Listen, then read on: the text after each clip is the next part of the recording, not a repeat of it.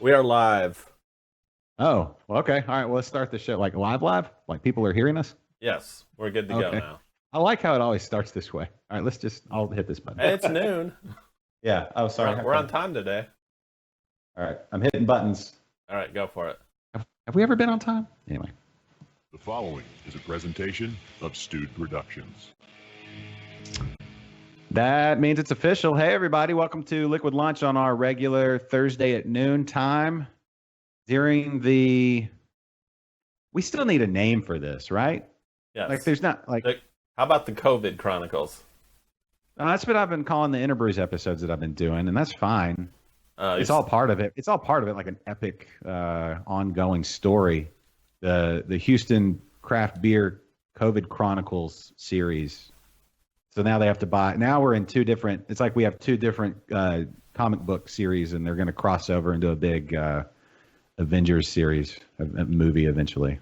Anyway, I don't know. Enough of that. Hi, everybody. I'm Josh. That's Kennedy. You saw him. And we've already wasted too much time to not welcome in our very special guest today, one Mr. Brock Wagner from Saint Arnold Brewing here in Houston, Texas, the original craft brewery in the state of Texas, Houston's own. Hello, Brock. Hi, how are you, Josh? By the way, oldest, not the first. Always have to point that out. We just outlasted everybody else. Okay, true, yes. Longest running, 27 years, 6 years? Yeah. 7. What are we now? We're just over a month away from our 26th anniversary of the first Kego Amber Ale.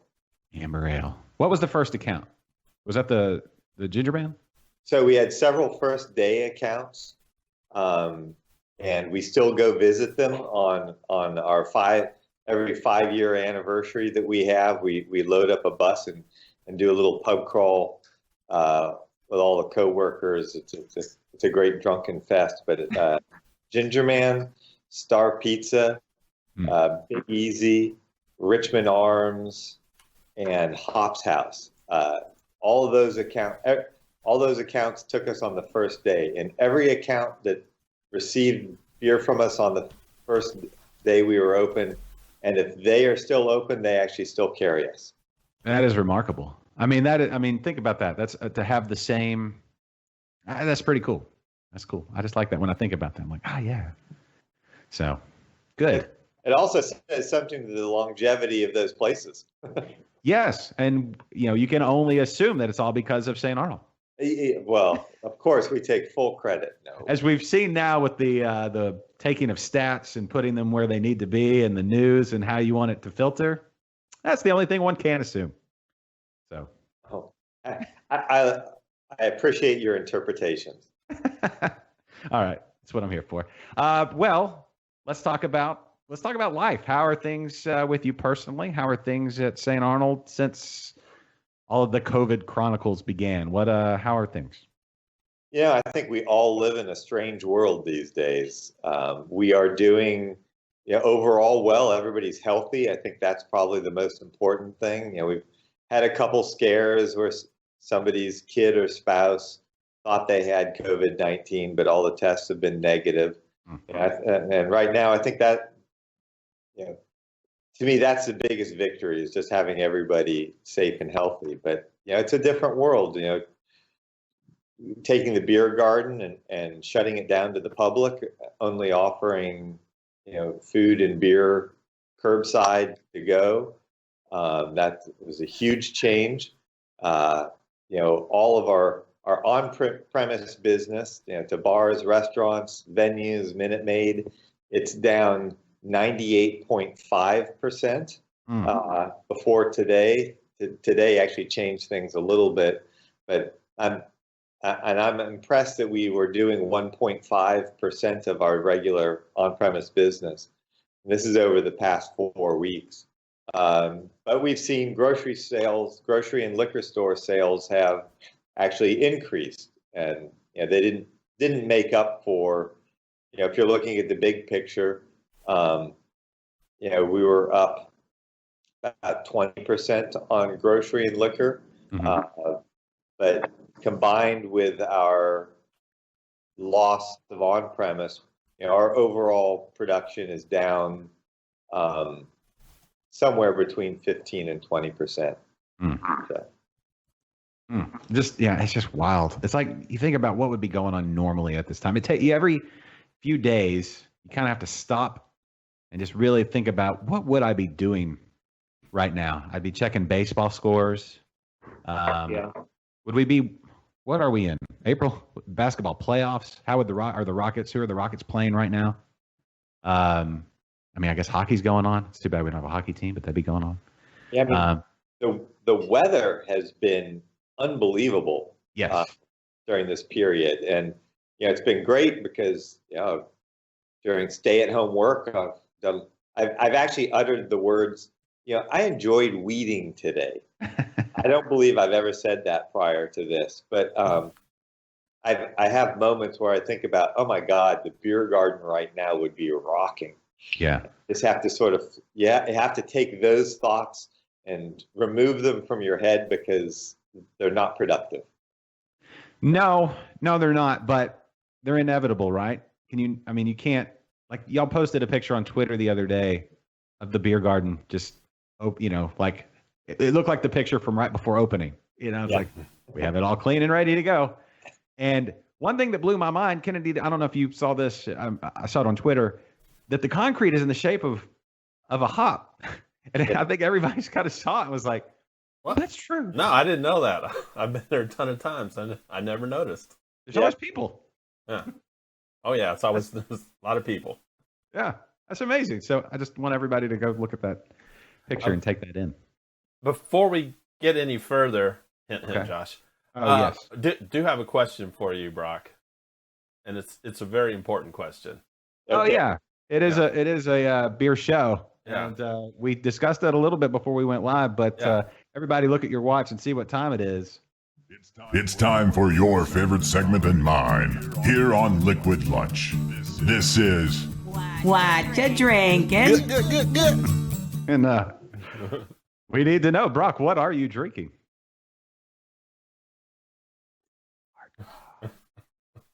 So this art car, it's actually gotten twice as old since we first started talking before we went on the air. We are now at it is 32 minutes old. Oh, wow. Now the downside to that, since I just took it off the canning line, is it's not cold. I better bring. No, it's very cold. I better bring the trash can over here for the opening. Well, here, I'll just dangerously do it here. Let's see what happens. Don't do it. We've had No, wasn't bad. good. We've had a lot of explosions on this show from opening beers. 97% of it Kennedy's homebrew, and the other 3% Kennedy banging them on the table typically because he's so excited. Wow, it's exciting. Oh my God, that smells good. Can you smell that? I wish. There's almost like I almost feel like I can. Like when God, I know the smell of art car so well. I put it up in me all the time. So it's I love art car. Mm-hmm. Oh yeah. Oh, Cheers. Kennedy, what are you drinking? Funny you should ask. I've got a nice Saint Arnold Summer Pils.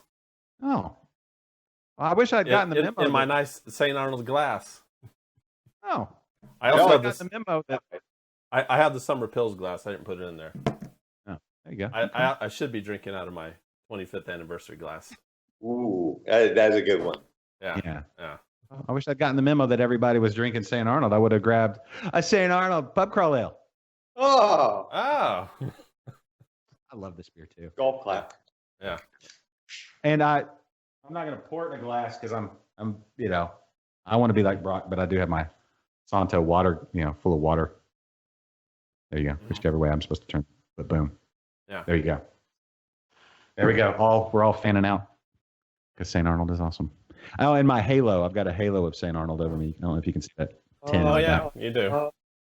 So I've been blessed by St. Arnold himself. I have a skull behind me. I don't know what that says. Well, as long as we're talking about the St. Arnold gear, I've got my St. Arnold shirt. Yeah. St. Arnold cleavage. I like it. You weren't supposed to see that. Okay. The artwork though, that's the same artist, right? From obviously that's the Santo. It is. It's Carlos Hernandez. This is actually how I first got connected to Carlos.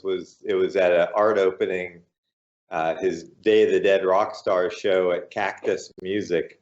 Probably 12, 13 years ago, maybe 14 years ago, and I may have had some beers when I bought this. It is, by the way, 10 foot by 13 foot. And there's not a lot of places, it turns out, that you can put that. But it didn't fit any place I had. That's actually the whole reason that we bought this building and designed our new offices and moved, was so that I could have a place to put this. So, but yeah, Carlos did this, then he did Santo, and then most recently he did our headliner can. Oh, nice. Yeah, headliner. I love the whole idea behind headliner. I love music and beer go great. It turns out they go together really well. Also turns out it's tough to do the music part when everybody's being quarantined. True, but you did stream. You're streaming today, right? There's a concert? Did I see today or this week? This weekend. Saturday night. Evening. Yeah, we've been doing that. So we've been having fun with that. Everybody has to get a little creative in how you do everything. So yeah, we were discussing that before the show. That I wish I should have hit record before the show, but just because it's always, I love to hear the just the banter or whatever. But it's a good thing I did. Oh, so you got all that on record? I listen. Yes. Yeah, just audio. Just in case. Yeah. Just in case that gets out. I didn't know you were recording all that stuff. None of it went out over the air. Okay. Just everybody's safe. Okay. Good. Okay. All right. Oh yeah, we were discussing what do you. I was going to say, if anybody would like to buy that footage. We were discussing what we think is going to change, what we think is going to stick around through all of this. We've talked about we were talking about telecommuting and remote work and things like that. As a business owner, I mean, yes, it is Saint Arnold. It is the mecca of drinking beer in Houston. It is the beautiful beer garden, but it is a business. And as everybody's been under quarantine and remote working as they can, how much of your staff is under is remote working versus people actually in the brew house and stuff like that? Well, it's split. I mean, we're trying to have as many people stay away and work from home as possibly can, and we've actually been really effective doing that. Mm-hmm. Now, brewers, all of our packaging team, warehouse shipping team, all of the beer garden, the people, cooking and serving food and taking, running the food out to cars for deliveries. Those people have to come into work. Mm-hmm. There's obviously no way to brew beer remotely from home. But and salespeople, they've been doing a great job. I've been concerned about them, but they've had a great attitude going out there. Trying to make sure grocery and liquor stores have what they need. There hasn't been much to do on the on-premise side, but they're eager to get back out there and talk to the on-premise accounts now too. So, but accounting, demand flow, marketing, PR. I mean, even stuff like graphics. We've been coming out with some new beers. Mm-hmm. Germ and Mike will come up with label ideas and shoot them around to everybody. We all look on our computers, give feedback. So there's we have a lot of groups doing work that way. A lot of Zoom calls. I mean, Zoom is something I've never done before COVID-19, and it's I've actually gotten to enjoy it. We do a lot of work, and then we'll also just do some happy hour stuff. Now, we have, we come up on Wednesday mornings to do R&D meetings because you can't taste beer and test brews remotely and ciders and stuff. So there's still reasons that we come up here. but we're really trying to keep it to a minimum, having everybody wear their masks around the brewery. Really trying to stress safety first and make sure everybody's well taken care of, and creating as safe of an environment as we possibly can. Plus you've got challenge. You've got a lot of people who have kids that are at home now, and there's no daycare, and so we have a lot of people trying to juggle those aspects of their lives, and it gets really challenging for the people who are on the production shipping beer garden side who do have to come up here. Yeah, it's we hear a lot about the frontline workers, obviously doctors and things like that, but and automatically think, oh well, yeah, grocery stores too, right? HEB has done just a heck of a job. They've had I have so much respect for that organization. They've had a pandemic crisis team in place since like 2015 or 5, forever, like a very long time, like way back in the day before anybody thought about, oh, this could actually affect us. They were looking at supply chains and all that kind of stuff that other people weren't really thinking about. So kudos to them. But the fact that they've got to get the supplies to the store, that means, salespeople, beer reps are constantly going into grocery stores. So really they're out there in the community, and there is a certain amount of risk going out. So big thanks to your crew and everybody and people in the kitchens and in the beer garden. It's everything we do now. If you're not locked in a bubble like I am in the studio, it carries a risk. So thank you to everybody involved. Thank you, Brock. So. Yeah, no, I appreciate everything our team's doing. I've been able to do a combination of a lot of work at home, and I'm actually a person who enjoys work at home. If I actually have tasks I need to knock out, I'm way more effective working from home than I am coming into the office. But at the same time, I do a lot of what I do is walk around and just kind of talk to everybody, check in with everyone, and that's how I find out if there's issues or have little opportunities of things we can be doing. So I miss that part of it. That's a lot harder, but I'm still making sure to come up and do that, just not as much as I would, and not everybody's up here. So yeah, I don't know about you. Yeah, if I get close enough to somebody, if I'm within arm's reach, I find it really hard not to like grab them on the shoulder and give them a little love squeeze or whatever. Kennedy knows what I'm talking about. I pat on the butt, whatever. And it's been so long since you patted me on the butt. I know, right? It's one of those things where you don't realize how much, like, and I hear a lot of people in the craft beer community talk like this a lot.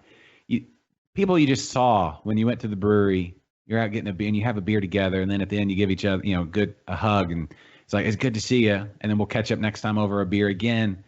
And just how much, like, I think a positive part is we see how much that actually does mean to us and how much it, the effect that does have on us. But man, I sure do miss it right now. And yeah, it's tough when you just see people. You just want to give them a little arm hug or whatever, and you just can't. It's weird. I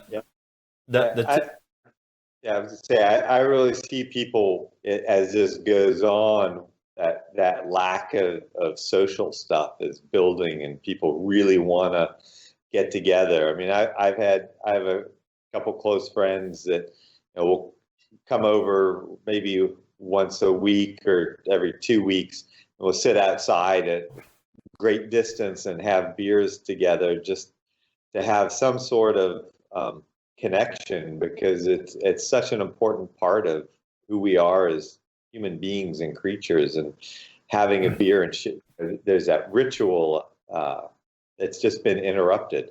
Mm-hmm. So yeah, I've found myself heading over to some friend's house here lately, and we all sit in the garage and have garage beers, chairs 6 feet apart, but we're all there, and it's nice. Yeah. Now I have enjoyed bicycling to the brewery through downtown, from the trip from Montrose to downtown or to the brewery is not one I would normally think you could take safely, and it's pretty darn easy right now. Are there any places on the sidewalks and stuff where you can take some sick jumps? See, that would not be me. I would take a sick jump.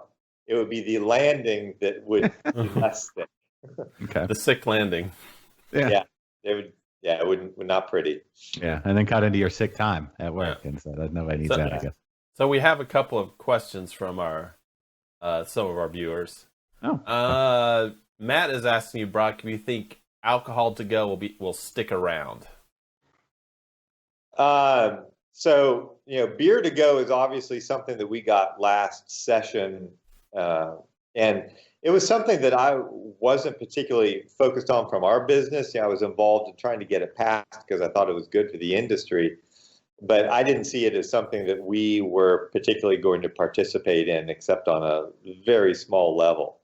Oh my God, thank God we got that passed. I mean, that has been a huge part of our business next door. I mean, it's the only part of our business next door when it comes to beer, since you can't come to the beer garden and drink beer. So that's been really big. As far as restaurants selling mixed drinks to go, and granted they have to do it with the little sealed bottles of tequila for your margarita, at least to do it legally. I've certainly experienced people doing it the legal way and a little bit more renegade. But I would like to see it stick around. I'll be really interested to see what happens with that. I would hate to prognosticate on whether or not that sticks around long term. I would guess it does not, but I think people have really come to appreciate it. Yeah, the governor said, was it today or yesterday, that he, maybe, probably, I don't know. Oh, so that's positive.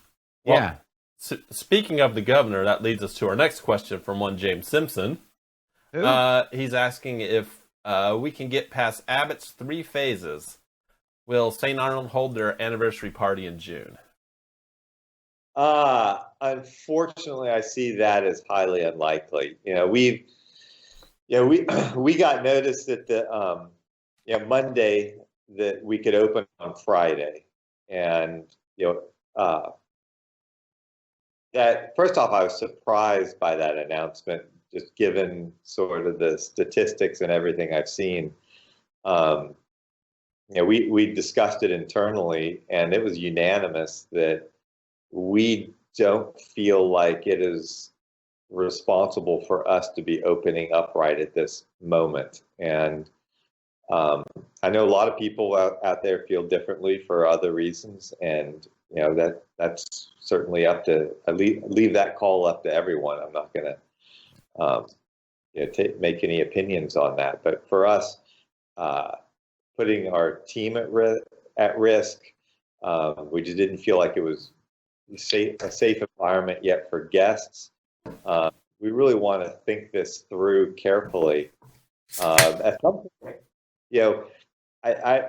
until we have a vaccine, I don't think that things will go back to normal.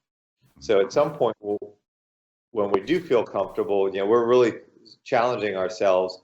How can we do it? What are sort of the protocols that we can do to create the right environment for people to come in and enjoy our beer garden, which is meant to be enjoyed by people. I mean, I've gone and sat there and had beers by myself looking at downtown, which is both very peaceful and enjoyable and sad all at the same time. But I don't see really large gatherings happening anytime soon. I'm highly concerned about there being a resurgence and a second shutdown occurring, in the next 30 to 45 days. And I think that's going to be almost more disruptive. So we're kind of taking a wait and see, and at the same time sort of think about things that we can do so that when we do open, we can deliver a world-class experience to people and keep our team and our guests all safe.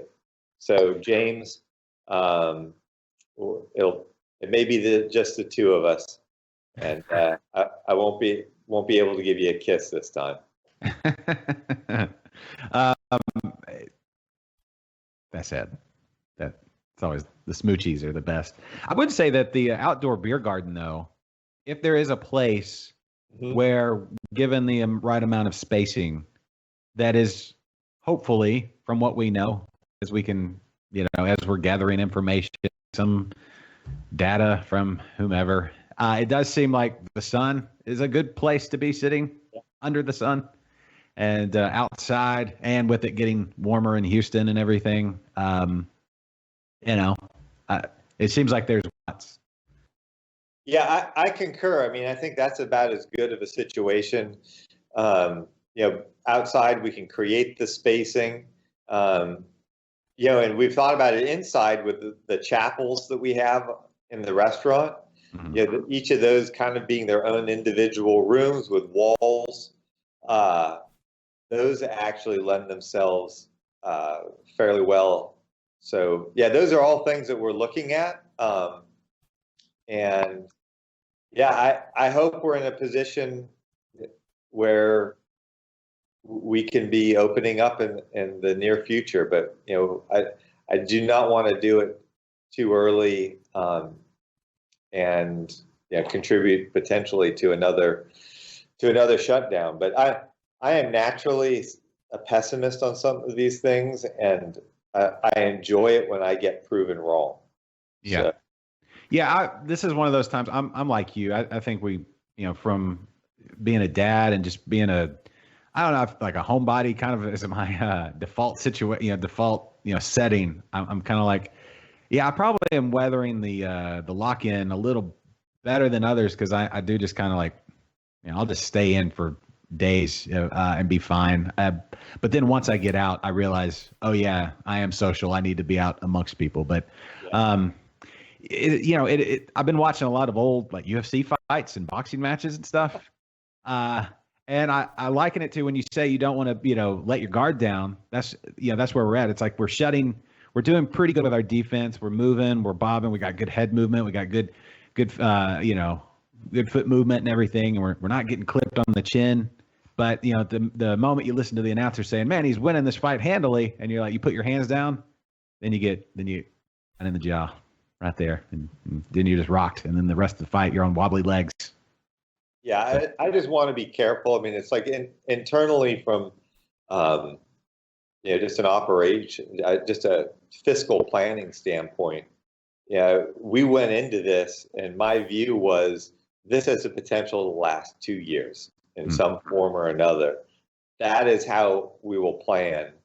I actually expect there to be a technological advance that shortens it, a vaccine, treatment, something to occur in record time, because I think there's so many, it is in the world's best interest to be focused on this. And there's a lot of great minds focused on solving this problem. Mm-hmm.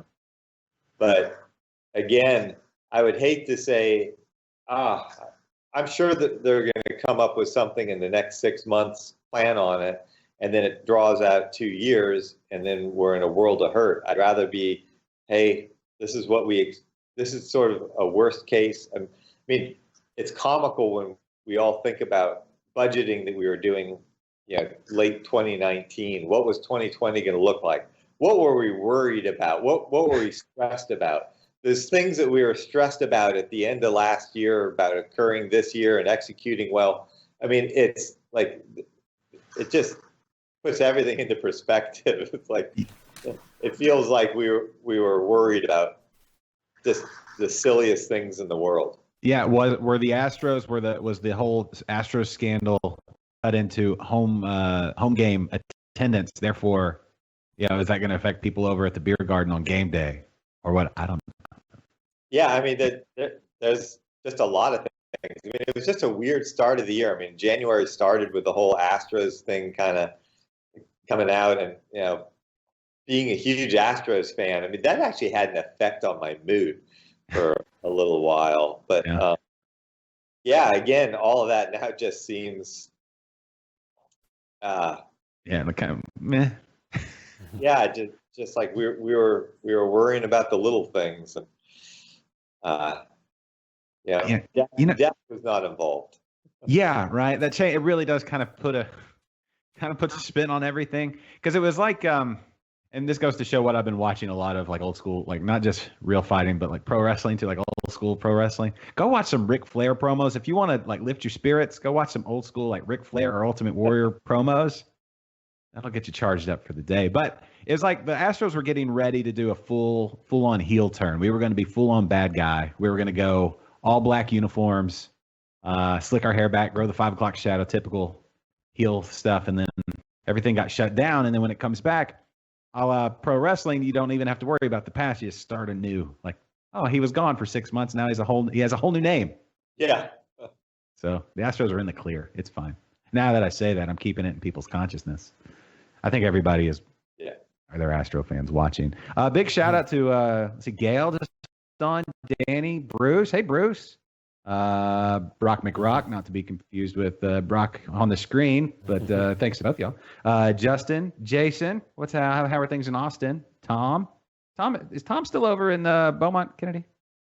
Yes.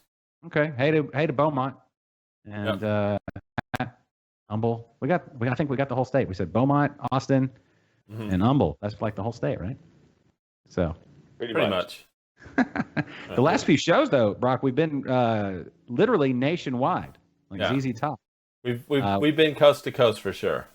Yeah, Florida, Seattle, Florida and Seattle. Yeah, Chicago. Yeah, we have a wide swath of people wanting to hear all about the beers. Well, my lovely girlfriend Jules usually hops on, but she was feeling a little under the weather today, which is allergy related, not coronavirus related. People, I think, forget that we're in the middle of allergy season right now, and it's bad out there. Forget that. You really do have to. Every time you cough or clear your throat, you have to. It's like now, so like if you're in public, you have to say, "No, it's not COVID. It's allergies." It's that whole meme about farting to cover up your cough is true. That's true. Question, Brock. I know for me personally, I've been drinking more beer lately because I've had more opportunity to do so, with lunch, with dinner, snack in between, snack afterward, and then just one because they're delicious. Like, oh, it's 1 o'clock, let's have a beer. It's noon, we're doing a show, let's have a beer. I've been drinking more lower ABV things, similar to like summer pills. A lot of summer pills in this house. Pub crawl ale. What have you seen the most sales of with the Togo?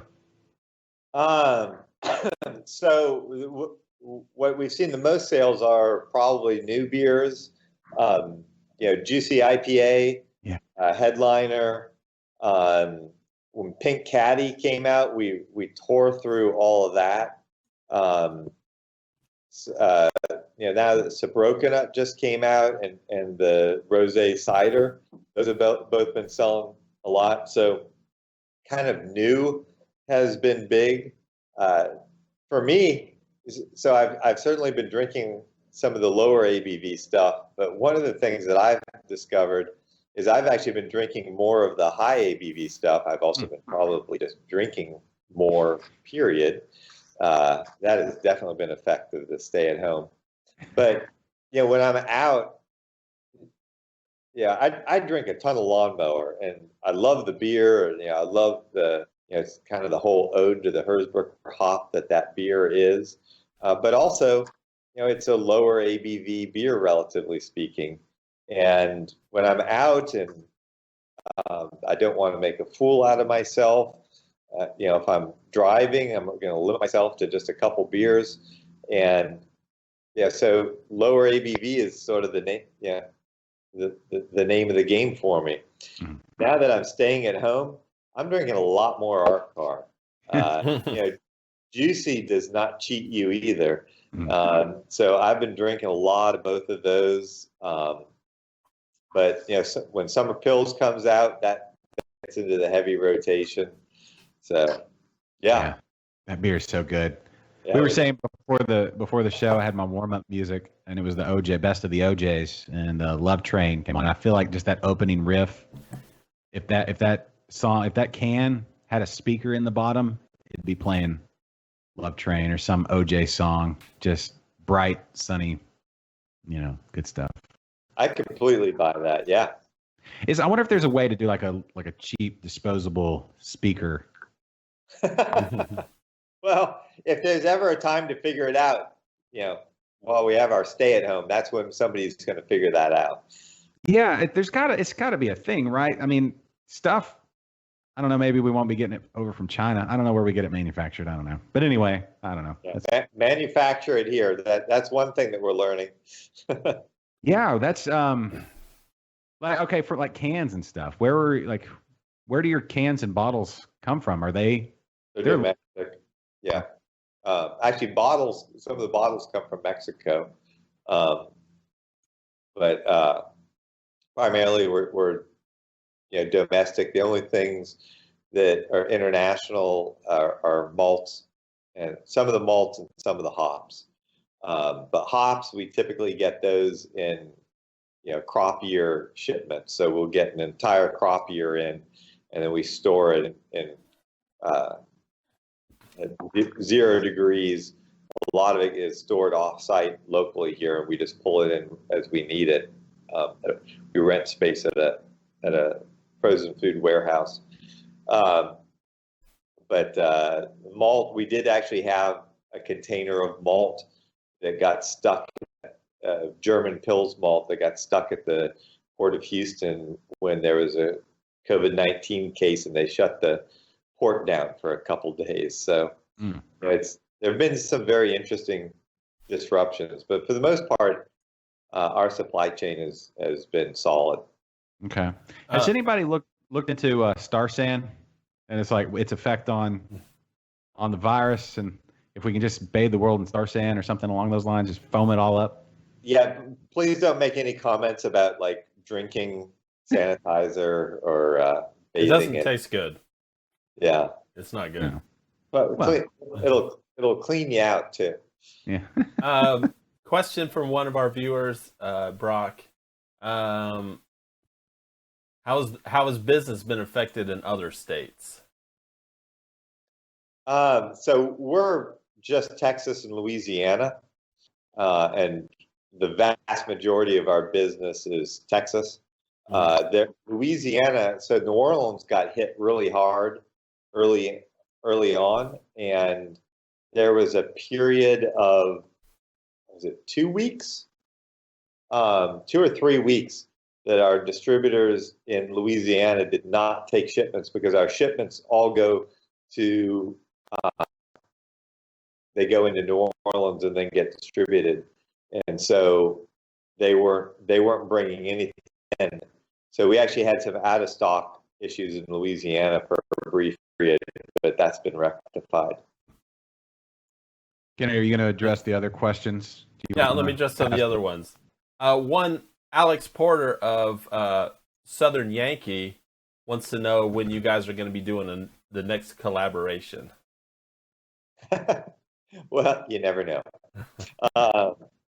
Yeah, we periodically have conversations with people. Yeah, I've not been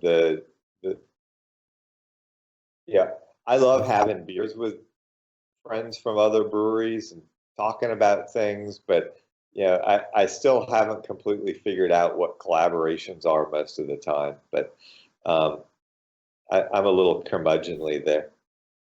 I think people have figured that one out by now. I think it's just an excuse to have fun, right? I don't know. There's absolutely nothing wrong with that. But it's we will do collaborations, but they're not kind of one of our primary focuses, and which is sort of funny because internally, I describe us as a highly collaborative organization. We challenge everybody here to come up with ideas for beers, and we share things and talk about stuff. Things do not come from a single person. And that's why sometimes we will come out. I mean, I love doing our not a collaboration that we did not do with Brash. Right, but that's not. You're not. Yeah, we know what you're talking about. Yeah, you didn't do. That was right. It was not one. It actually wasn't a collaboration either, because legally we couldn't. So we just said, "Hey, we're each going to do a hazy IPA," and we ran with it from there, and we had a lot of fun with that. Yeah. All right. Another question from one Sylvia Benavides, one of our favorites. Any future satellite tap rooms coming? It's certainly a possibility. It is something that is of interest to me. But at the moment, I think we're mainly focused on getting through the coronavirus thing. That is really one of the. I mean, when you think about something that is utterly just paused, like the thought of another place where people can sit together and have beers, which is a beautiful thought and a beautiful thing. It just can't. It's like not. Reality said no. It's so no right now, and it's like that's hard. Sorry. Yeah, no, it's a little weird, a little disheartening. Yeah, I read an article. It was actually a fairly annoying article about how businesses should have been better prepared for this pandemic. And it's like, well, if we all sat around, like the decision that we would have made if we knew the pandemic was coming would be, we should not build the beer garden. That would be the logical decision, which I'm super happy we built the beer garden. I mean, it was something I'd always wanted to do, kind of fulfilled, the big part of my vision for what I hoped Saint Arnold would be one day, and actually never thought would ever occur. But, we would all just sit at home and not do anything if we thought, if this is what we thought was coming. Now, there's probably some lessons about not over leveraging, and, the businesses. I actually think that we're going to see many fewer businesses close than some of the numbers we're hearing bannered about. I think most of the ones that do close are ones that were probably on the bubble anyway, might have closed even without this. I think most business people are pretty creative and survivalists. And when something like this comes in, you make changes and you survive. And that's what we all do. May have to work harder and make some decisions that are really hard. But I think businesses survive. I mean, economics works. Capitalism is, the greatest system out there. It needs to be a somewhat regulated capitalism, otherwise you just end up with monopolies. But yeah, I am definitely a capitalist. Yeah, I think for the next few years at least, until everything gets shook off, it's going to take a little bit. I think maybe fewer businesses opening, just because people are waiting to have a little more cash on hand and a little sturdier of a base, as opposed to just jumping out there with both feet like we had been. I would agree with that. Yeah, a little more cautious approach, at least for, I don't know. You can't. It's hard. Business. Somebody who wants to open a business and is an entrepreneur, they have that passion. So maybe 5 years until they're like, we should be good, and then just boom, all out again. There's probably also going to be some opportunities out there for people, coming out of this too. So there's a lot of different ways to look at it. But I mean, overall, the pandemic has been an awful thing. But I think people are resilient, and frankly, I'm actually more concerned long term about the price of oil for being a business in Texas than I am anything else. Yeah, that's one that I don't know. How do you even wrap your mind around that? Like, what was it, like negative $32 a barrel? Yeah, I took a photo of the paper for posterity the day after that, where it showed the price of oil. Said price of oil $10, change in price increase of $42. That's Yes, at some point in the future, show that to someone and they're going to just scratch their head. What? Yeah. $42 price increase if it ended up at 10. Yeah. But, I yeah, wish it.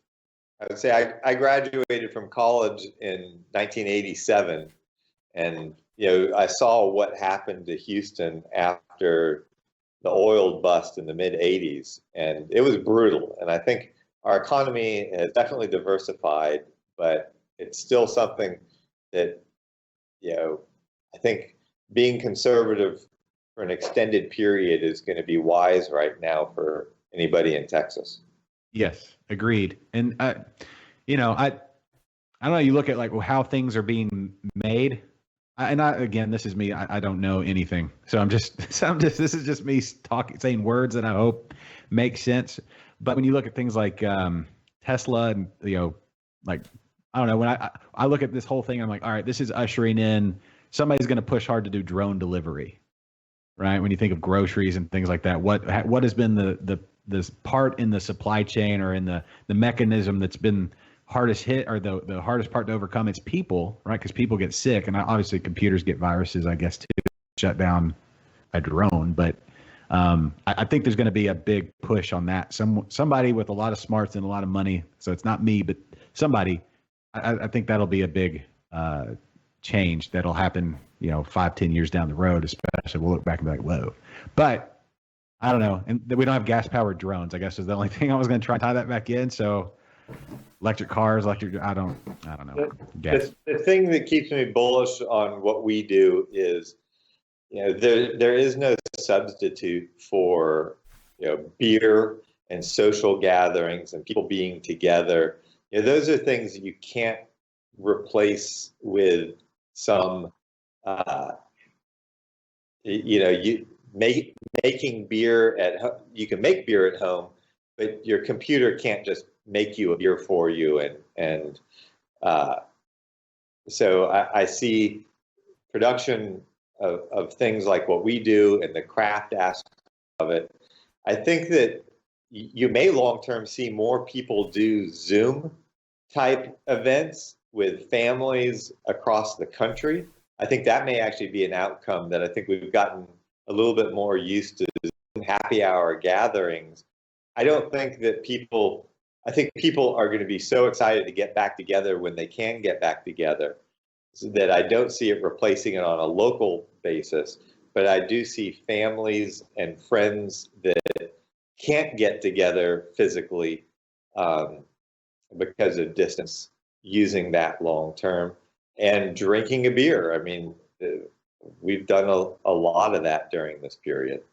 Yeah. One thing that I have of Zoom happy hours. We've done one here on Liquid Lunch, and they're fun. They're fun to talk. Somebody else sitting in their backyard or whatever. But maybe one thing that we haven't capitalized on yet is we always think, okay, beer's delicious, but let's add some.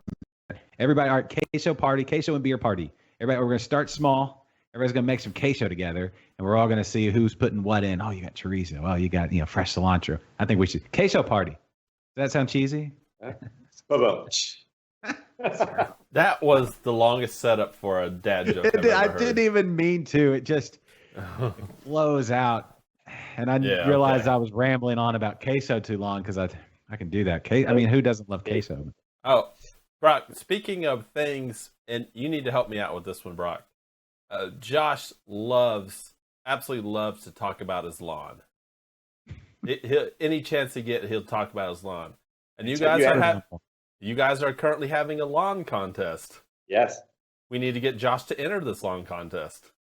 Absolutely. Yeah. One of the things we're trying to figure out is what do we do in the times of coronavirus? Community is like it's my big passion. And community is even more important during times like this.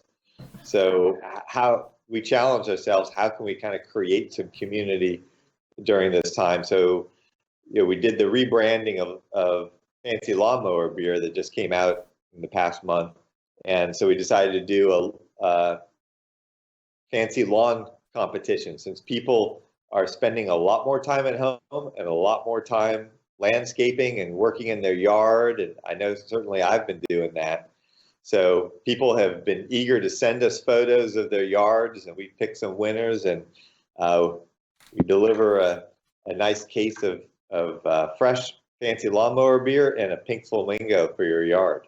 That's beautiful. We went outside this morning. I've got this big, it's a tricolored butterfly bush. And I don't mean like the one that has, I don't know if you guys are up on butterfly bushes, but there's some that have the pink and the purple and the white cones. But this one, actually, the actual cone is like tricolored. It's pink into purple into yellow. And it is super cool. And it's like we've got 1 or 2 big cones that are about to pop, but then you got like 8 or 9 that are all about to pop on the top. And this thing's big too. It's taller than my fence, so like 7 feet tall. And then I've got another tree that's going to have like blue cones all over it. And then the jasmine's popping right now with all the flowers. It smells so good. Yeah, so that's my whole back fence. And when that photo time gets perfect, that's when I'll send in my photo. I'll just post it for the world to see. Looking forward to it. Well, and the weather this morning was amazing. I was sitting out there a long time this morning drinking my coffee. Yes. How do you take your coffee? Straight? Black. Me too. Yeah. Yeah. Just get the good coffee. Got to grind the beans fresh and make a nice pot of coffee. You just drip? Yeah. Okay. I've been experimenting with coffee pour over. I think makes a smoother cup of coffee. It's a little more labor intensive. You got to weigh out, the ratio and everything. And I don't know. It's a fun ritual, but yeah, just a pot of coffee. Yeah, ritual is important, but my problem is before I had my pot of coffee, it's really hard for me to do too much ritual. Yeah. It's just the other morning I turned the coffee pot on. 30 seconds later, it beeped that it was done. I was like, what? Oh, crap. I forgot to put water into it. So Been there. Those are the kinds of things that happen before I have my coffee. I'm the same way. It's a definite weakness. It's when I'm talking about my boxing defense before coffee, forget it. Just forget it. You're going to take one on the chin. I'm just going to get beat down in the corner. So I should just stay on the mat. I should have stayed in bed. Let's see. We got, Jeremiah from Oklahoma. Who else did I see on here? Henry from Louisiana. So, man, we're getting, how many more states do we need? We had somebody from Denver on a second ago. Oh, that's we've got 5. So we only need 45 more. Justin from Denver. Oh, hey, Justin. Justin. Thanks and Brock, every way, man. Yeah, we're all over the place. And Brock, Adam Cryer from Saint Brewing Company is letting us know that he is currently enjoying a Springbok. Ah, excellent. Well, thank you, Adam. So he loves that beer. That is a good beer too. He's intelligent and good looking. Yes. Just like everyone who enjoys our beers. Yes, he is one handsome man. What else do you like about him, Kennedy? I don't know. As long as we're talking about him, you like how he looks in jeans? I don't dislike it. Okay. Sweet. I haven't seen Adam in a while. I know. Oh, we got St. Louis on Missouri. There we go. So now we're 44. Mm-hmm. Do we know anybody in Montana? I feel like it's gonna be a tough one. Okay. Yeah. We got East Texas in the house, Finette, Texas. Well, there you go. Oh, we got Billy from 3 doors down from me. So we got the rest of my street. Of course, we have Danny from Wichita Falls, longtime fan of the show. Yeah. The real question here is everybody wearing pants or not today? Oh. Well, I currently am, but that's because I have to leave for work here in a little bit. Typically, I would not be wearing pants. Kennedy, pants? I have pants today. I've done a few shows without pants. Yeah. Today I decided to wear them. If you haven't Zoomed or Skyped without pants, then you haven't really done it. No, you haven't. Yeah, just remember that before you stand up. Yes. The problem with a lot of my Zoom meetings or these Skype meetings, you're drinking beer, and after 3 or 4, you got to get up and go to the bathroom. Mm-hmm. The problem is once you get up and go to the bathroom, that's the telltale sign that you're not wearing pants. Well, or you get really good at sliding off to the camera. Uh-huh. It doesn't. Yeah. And make sure that the camera's not like aimed back at the door to the pathway to the bathroom. It doesn't really work with my setup because the door is like literally there. It is. It's right behind me, and the bathroom is right beyond that door. So I got to remember that. Get up, shut that door before I go to the bathroom. Yeah. Well, yeah, that's you want to go wall behind you. Side lighting. You don't want a window behind you. Then you just become a silhouette. You look like a 2020 cold case file witness or something. Yeah. I don't know. But anyway, any more questions? Have we seen any more questions there, Kennedy? I haven't been scrolling through. Thank you, everybody who's watching today and sharing. Yeah. No. Hey, Jules. I know that you're supposed to say that, Kennedy, but hey, Jules. And yeah. All right. Cool. I had what was my other question? It left me. Foamy Head 13 watching on YouTube. Oh, he said he was drinking a Hefeweizen right now, an Allstott Hefeweizen, because he didn't want to dig into his barrel-aged Pumpkinator. That's one thing. I've cleaned out my entire Divine Reserve collection. I had a lot, and now I don't. Have you cleaned out your Pumpkinator? No, I've been saving. I've got one from every year of Pumpkinator, including the the rum barrel and the bourbon barrel aged versions, and there was the Bishop's Barrel, the Rumkinator. I think that was it. I'd have to go back and look at that. The only one I don't have is the DR9. Mm-hmm. Everything else, but yeah, that beer. When you look at barrel aged beers, and I preach to everybody to store them cold. Don't put them in your closet, but stored cold, they have kind of a lifespan, and I found typically around 5 years they kind of tend to flatten out. Every once in a while you'll find one that holds up. The Pumpkinators, interestingly to me, have held up better than most big beers, and I've got we've got back to DR9, but the early Pumpkinators are still tasting really good. Actually, I like to drink Pumpkinator best when it's 1 to 2 years old. The spices have kind of rounded out a little bit. Mm-hmm. I like it fresh, but most beers I actually like to drink best fresh, not aging it. But Pumpkinator is probably the one example that I like just a little bit of age on it. I agree. I am in total 100%. Like I got that. If somebody would have asked me 1-2 years, I say that every year. Get some, drink one now, put a couple back, and hopefully you had some from last year. Yeah. Jose, listening on the audio side of the stream, wants to know if you're ever going to do the 20th anniversary beer again. You know what? It's certainly possible. I mean, we brewed it again and made it one of the threads that we put into the 20th anniversary Grand Cru. And we have some of that that is actually of the 20th anniversary, that same barley wine, not from 20th anniversary, but the same recipe that we put in bourbon barrels that there'll be a little bit packaged and released in June during our anniversary month. But that'll be a very, very small release. That Grand Cru, I had some of that like 1 week into the pan. I just needed it. I needed it was one of those beers that was kind of a therapy session in a snifter. It was perfect at the time, and it was so good. That beer was so good. That beer is really elegant, and it kind of almost to me has a little bit of that, like the balance you experience when you have a great French Bordeaux as opposed to a California Cab, which is all about bright, intense flavors. It's not to say that Grand Cru doesn't have a lot going on in it, but it just has such an elegant balance to it. I love that beer. Mm-hmm. Did you ever get to try that, Kennedy? The Grand Cru? Yeah, we had some on the show, I believe.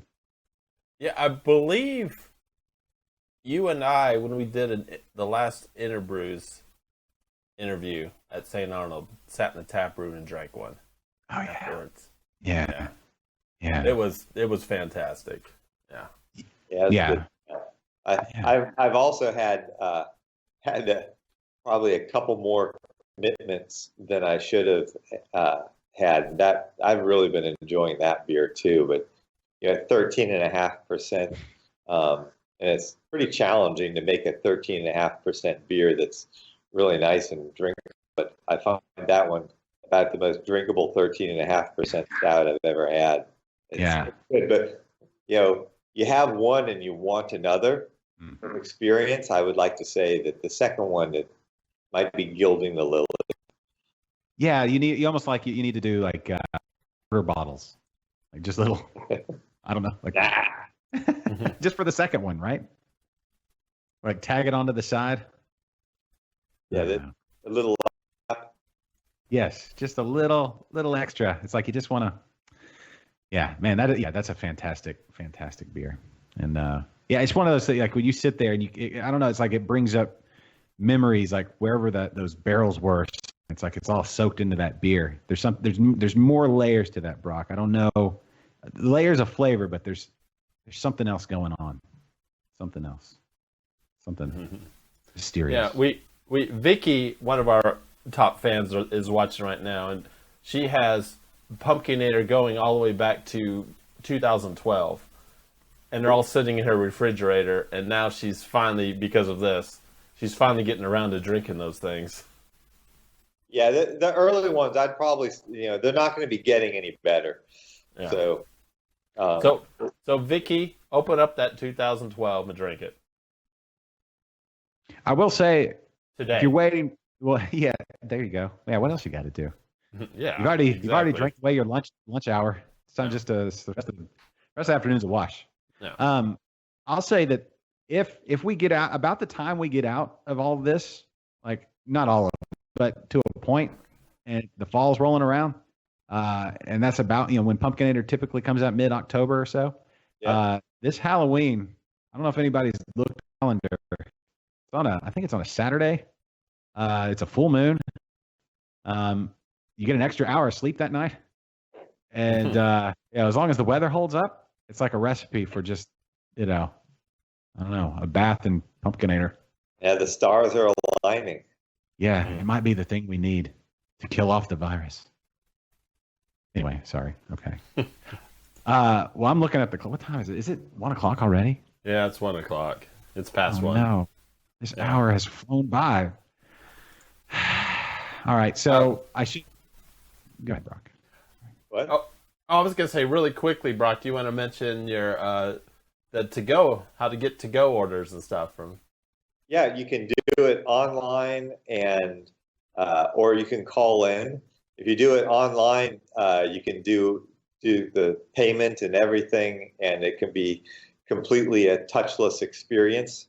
And we're open 7 days a week from 11 to 8 p.m. every single day. We have specials like this weekend. We have the Guten Tag Beef Stroganoff family pack, which I have ordered one of those for myself. So we're having a lot of fun with that. We've been coming out with some special beers that you can only get at the beer garden. So the beer garden has always been kind of a nice little place for us to experiment and play around with things before they get released to the greater world. But now that we're packaging those things, since we don't have the beer garden itself open, so you get a chance to come out and try that and get great fresh beer, great food, and feed your family, feed your soul.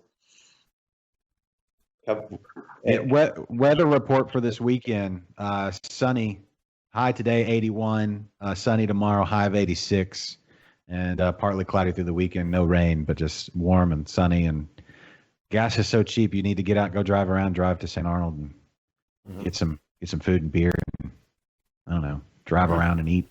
Yeah, say hi. Say hi to our guys. We love seeing y'all, and we miss everybody. Yeah, it's good to see folks. So everybody get out there and get some good food, get some great beer, get some togetherness, a little bit, fist bumps through the window or a wave or however you like to do it now. And foot tap, which is hard to do when you're in a car, but Foot taps. Put it on cruise control. it's very awkward. It seemed like great ideas in the car, but turned out to be really awkward. So yeah, you could do the Chinese fire drill? Isn't that the one where everybody runs around And then if you let it roll, isn't that was called something for a little while? That was the thing for a minute where people jump out of the car. Do not let it roll. Do not go to Saint Arnold and let it roll. What was that called? It was called something. There was a whole song about it. Yeah, they put on their cruise control like really low, and they get out of their car and run right next to it. Yeah, and you dance a little bit. I forget what that's called. Anyway. You know what it's called? A bad idea. Yeah. All right. Well. All right. Fine. But ghosting? No, it's not ghosting. Ghosting is what I'm about to do at the end of the show when I turn it off. It was called something. Now it's going to bother me. Yeah. I have to go look it up. There's a thing. If only we had a device that we could look up these questions on. Yeah. I know, right? Maybe in the future. We'll see. All right. Well, we'll wrap the show there. Brock, thank you, sir, so much for being on this episode of Liquid Lunch. I'll extend the invitation. We're doing shows a lot, so anytime you need to, get something off your chest or get the word out to the masses, we're here for you. I appreciate it. We'll keep up the good work, guys. All right, thank you, thanks. sir. All right, I'm going to hit some music real quick here, Kennedy. Everybody, thank you for listening today. Share the show, throughout the day. If you appreciated it and liked it and enjoyed it, share it, and we'll see you back again. I guess, what are we doing next week? Monday? Tuesday? Everybody send us your lawn photos, too, if you want to be in our competition, especially you, Josh. I want to see this butterfly bush. Yes. Okay. Yeah, I'll send you my bush, a picture of my bush, and we'll. You just got called out by Brock. I did. You have to enter the contest now. Okay. Well, that's the thing. I got my fertilizer out just a couple, like last week. That 3-1-2 ratio. Perfect time for it. Another, 4 weeks until the pre-emergent herbicide. Everybody be thinking about that. So get that Saint Augustine. We are for sure going to be here on Monday. We're going live Monday. There's no way we can miss the Star Wars show again. Oh, okay. All right. May the 4th. May the 4th be with you. All right. Cool. All right. Well, somebody called you Obi-Wan. Mm-hmm. Obrock 1 was Jason Pitts. So anyway, for the Obi, I've been called worse, so I'll take that. for the Obi-Wan of Houston and Texas craft beer, and for the Han and Chewbacca, I'll let you decide which ones we are for yourselves. We'll stop the show there. All right. Thanks, Brock. Thanks, Kennedy. Thanks, everybody, for watching the last little bit of music here. We'll hit it there. And everybody go get some beer to go. Support your local breweries wherever you are, since everybody is watching across the nation and the state. And, everybody hang in there. We'll get through it with good beer and friends and Zoom and Liquid Lunch. All right. Thanks, Brock. Thanks, Brock. Thanks, Kennedy. Yep. Bye, everybody. See you Monday. The preceding has been a presentation of Stewed Productions. We should do